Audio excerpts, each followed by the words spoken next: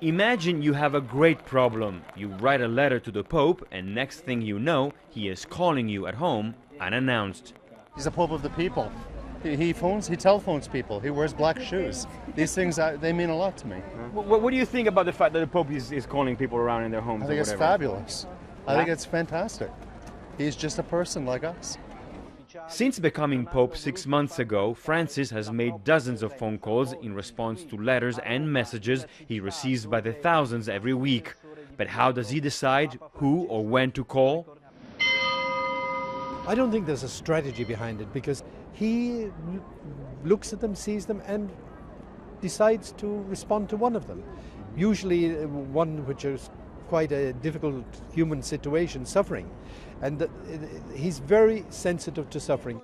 Last August, Francis called this woman in Argentina after receiving her letter in which she told him she had been raped by a police officer. She told local media the Pope said her letter had touched his heart. That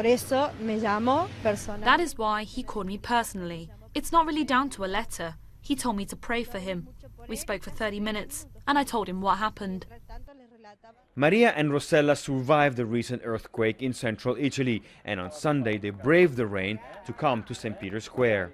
I'm asking the lady whether she's speaking to the Pope. Ma ha sentito questa cosa che il Papa chiama la gente a casa? Cosa ne pensa? Bellissimo. I wish I was talking to the Pope, she tells me, but I would be left without words.